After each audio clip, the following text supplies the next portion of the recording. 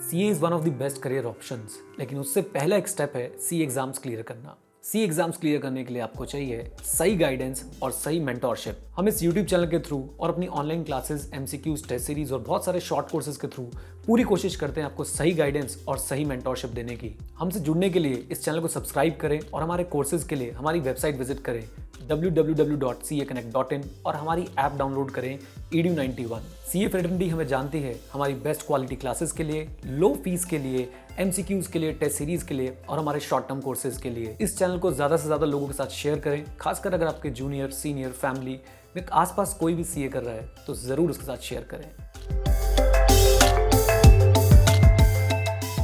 Hey guys, WhatsApp, कैसे हैं आप लोग? स्वागत है आप लोगों का ऑडिट के एमसीक्यू सीरीज़ के अंदर और ये मेरे ख्याल से 9th वीडियो होने वाली है। तो मुझे ज़रूर बताइएगा कमेंट बॉक्स में कैसे लगी आपको ये सीरीज़। और इस सीरीज़ की जितनी भी वीडियोज़ हैं आप सब देख सकते हैं नीचे कमेंट बॉक्स में। मैं इसका एक लिंक दे दूँगा जिसमें पूरी प्लेलिस्ट है, राइट। सो मुझे उम्मीद है कि आप इस सीरीज़ को एंजॉय कर रहे हैं, राइट। और अगर आप पूरा एमसीक्यू का फ़ायदा उठाना चाहते हैं तो edu91 ऐप डाउनलोड कर लीजिए। वहाँ पे एमसीक्यू के बहुत सारे कोर्सेज हैं, audit, strategic management, income tax etcetera के।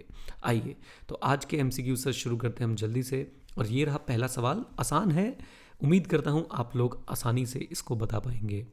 Audit risk is a function of risk of material misstatement and. अभी से कमेंट बॉक्स में कमेंट करना शुरू कर दीजिए, जल्दी जल्दी से बताइए मुझे ऑडिट रिस्क जो है वो किस किस का फंक्शन होता है। एक तो रोमम तो मैंने बताई दी आपको, एंड व्हाट ऑप्शंस हैं, detection risk, inherent risk, control risk और बिजनेस रिस्क। बताइए मुझे जल्दी से कमेंट बॉक्स में, चैट बॉक्स में। हाँ जी, हाँ जी, हाँ जी, मेरे हिसाब से इसका आंसर होना चाहिए डिटेक्शन रिस्क। यहाँ मैं आपको ये भी बताना चाहूँगा कि सर हमारे पास जो ऑडिट रिस्क होता है सर उसको हम दो पार्ट में डिवाइड करते हैं, रोमम एंड डिटेक्शन रिस्क। फिर रोमम को फिर हम आगे दो पार्ट में डिवाइड करते हैं। वो दो पार्ट क्या हैं ये आप मुझे बताइए। रोमम can be further divide into two parts. कौन से वो दो पार्ट्स हैं मुझे ज़रूर ज़रूर ज़रूर बताइएगा। लीजिए अगले क्वेश्चन की तरफ चलते हैं। आंसर है डिटेक्शन रिस्क। लो जी लो, next question. Controls can be dash related to an assertion. बढ़िया क्वेश्चन है सर, स्टेटमेंट बेस्ड क्वेश्चन है और आपको इसमें से चूज करना है A, B, C, none of the above. Controls can be dash directly या फिर इनडायरेक्टली या फिर डायरेक्टली और इनडायरेक्टली या none of the above related to an assertion. कमाल का क्वेश्चन सर, अगर आपकी अंडरस्टैंडिंग अच्छी है कॉन्सेप्ट्स की तो डेफिनेटली आपको सर ये आंसर आना चाहिए। मेरे हिसाब से इसका आंसर है डायरेक्टली और इनडायरेक्टली। असर्शन क्या होती हैं, बहुत डिटेल टॉपिक है। असर्शन के साथ कोई भी कंट्रोल कैसे भी रिलेटेड हो सकता है, वो उसको डायरेक्टली भी इम्पैक्ट कर सकता है, इनडायरेक्टली भी इम्पैक्ट कर सकता है। आइए आंसर देख लेते हैं, सी। क्या बात है। अगले क्वेश्चन पे चलते हैं और वो है sir, XYZ limited is engage in business and running of several stores dealing in variety of items such as ready-made garments for all seasons। ठीक है जी, XYZ लिमिटेड सर एक बिजनेस चला रहा है जिसमें सब वो स्टोर्स को रन करता है। ठीक है जी। There are security tags on each and every item. Moreover inventory records are physically verified on monthly basis. List the type of risk that exist mandatorily. कमाल है, कमाल है, कमाल है, कमाल है। बढ़िया क्वेश्चन सर, मुझे लगता है कहीं अपने ICAI के स्टडी मटेरियल से पिक ना किया हो, बट इसका आंसर बहुत ज़बरदस्त होने वाला है। Inherent risk, control risk, both A and B या फिर ईदर A और B। तो किस तरह का रिस्क सर यहाँ पे आपको लग रहा है, मुझे आप बताएंगे ज़रा जल्दी से कि XYZ लिमिटेड जो है एंगेज है, बिजनेस कर रही है। किस चीज़ का बिजनेस कर रही है? Running of stores dealing in variety of items such as readymade garment for all seasons. अच्छा जी। There are security tags on each and every item. IC बनाया रखा है भाई, क्योंकि कहीं ना कहीं इनहेरेंट रिस्क था किस चीज़ का, कुछ चोरी ना हो जाए, इसलिए सिक्योरिटी टैग्स लगा है। Moreover inventory records are physically verified. ठीक है जी, ये भी IC बना रखा है इन्होंने। List the type of risk that exist mandatorily. अब ये क्वेश्चन सर प्रैक्टिकल क्वेश्चन मुझे लग रहा है थोड़ा सा। मेरे हिसाब से इसका आंसर होना चाहिए C, that is both A and B। Why, मैं इसका कारण आपको बताता हूँ। कारण इसका यही है भाई कि मैंडेटरली वर्ड आ गया। अब आपके सर रिस्क तो एग्जिस्ट करेंगे ही करेंगे, आप रिस्क से तो बच नहीं सकते। IR और CR, आप मुझे खुद बताइए क्या रोमम कभी भी खत्म हो सकता है? नहीं, रोमम can never be eliminated. So IR और CR एग्जिस्ट करेंगे ही करेंगे। आइए देख लेते सर इसका आंसर जल्दी से। आई होप मैंने सही बताया आपको। बिल्कुल ठीक। आपका आंसर क्या आया था?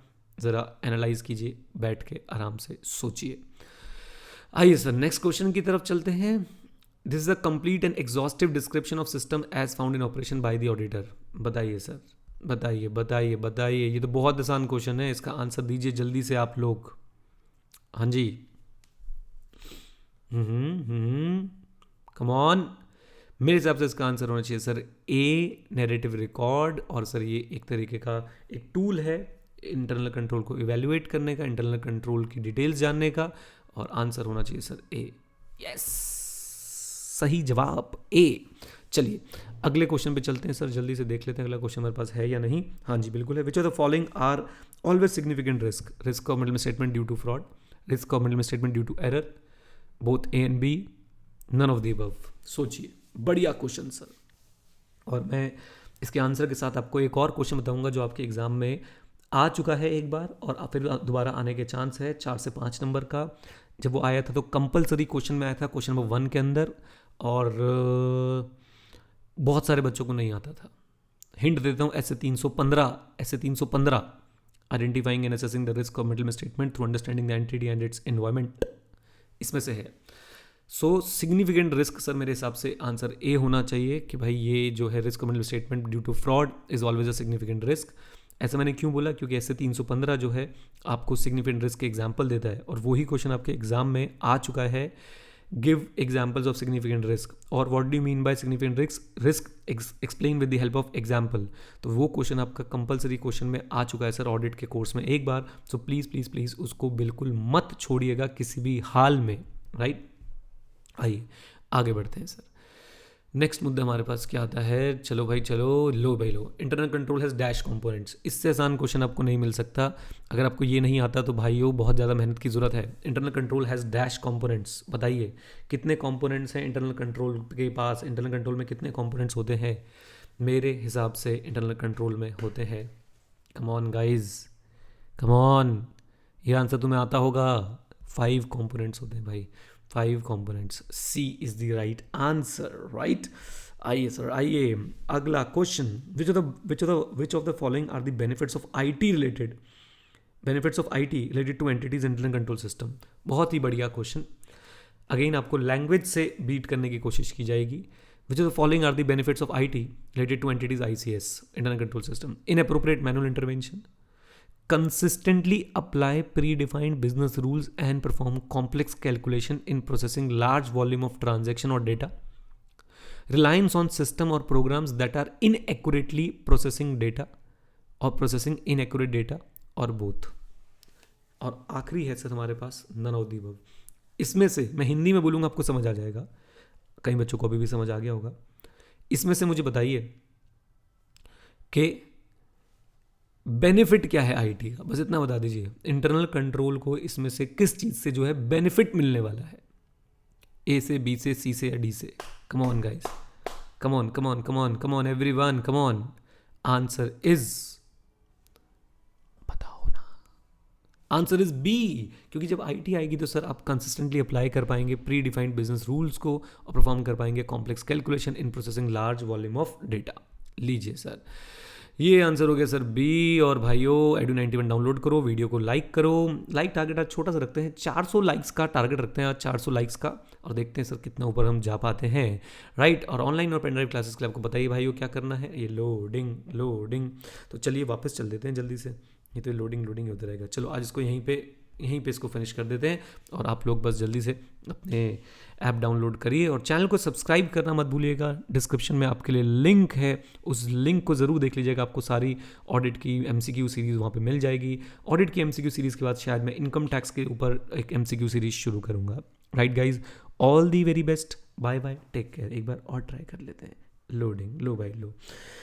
हाँ जी, तो लो भाई शो एनीवे करके देखते हैं क्या हुआ है, कुछ भी नहीं हुआ है। चलो बाय बाय बाय बाय।